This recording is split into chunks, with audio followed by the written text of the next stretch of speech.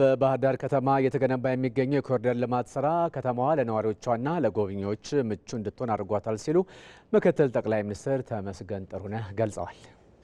የኮሪደሩ በጣም ትልቁ ስራ ወይም ደግሞ የባህር ዳር ከተማ ልማት ትልቁ ስራ የጣናን ሐይቅ አክሰሰብል እንዲሆን ማድረግ ነው ለከተማው። እሱም ነፋሻማ መሆኑን ህብረተሰቡ በጣም ሞቅ ባለ አየር ጊዜ ከጣና የሚነሳውን ንፋስ በደንብ ፊል እንዲያደርገው ወይም ደግሞ ቀዝቀዝ የሚያደርግ ነገር እንዳለ አይተናል። እንግዲህ በዚያ በጣና ሐይቅ አካባቢ የባህር ዳር ዩኒቨርሲቲ የሚገኝበት ነው። ብዙ ተማሪዎች እዚያ የሚማሩበት ነው። ወደ ጣና ሐይቅ ሄደው ዋይፋይ እየተጠቀሙ ማጥናትን ቢፈልጉ በጣም ምቹ የሆነ ነገር እየተገነባ እንዳለ ነው ያየ ነው። የባህር ዳር አጠቃላይ እንቅስቃሴ ሰላማዊ መሆኑን አይተናል።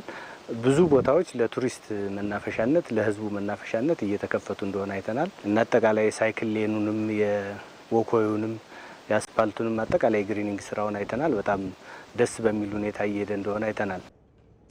በመጠናቀቅ ላይ የሚገኘው የባህር ዳር ስቴዲየምም ዓለም አቀፍ መስፈርቱን ያሟላ መሆኑን ነው ምክትል ጠቅላይ ሚኒስትሩ የተናገሩት።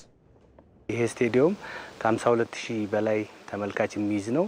ወንበሮቹ በጣም ሰፋ ብለው የተሰሩ ናቸው። በቀላሉ የሚነሱ አይደሉም። በፀሐይ ጊዜም የማይሞቁ በቀዝቃዛ ጊዜም በጣም ፈጥነው የማይቀዘቅዙ ሆነው አይተናቸዋል። እዚህ ግዙፍ ስቴዲየም ውስጥ በአንድ ጊዜ ከ23 በላይ የተለያዩ ስፖርታዊ ውድድሮችን ማድረግ የሚያስችል ነው። ይሄ ስቴዲየም ሲሰራ ዙሪያውን ያለው የመሮጫ ትራክ እንዳይበላሽ በጣም ትልቅ ነገር ተሰርቷል። የካፍም የፊፋም ስታንዳርድ የጠበቀ ሆኖ እንዲሰራ ተደርጓል። እንግዲህ በጣም ብዙ ነገር በጣም ጥሩ ነው። ሀገራችን 2029 ላይ የአፍሪካ ዋንጫ ለማዘጋጀት ጥያቄ አቅርባለች።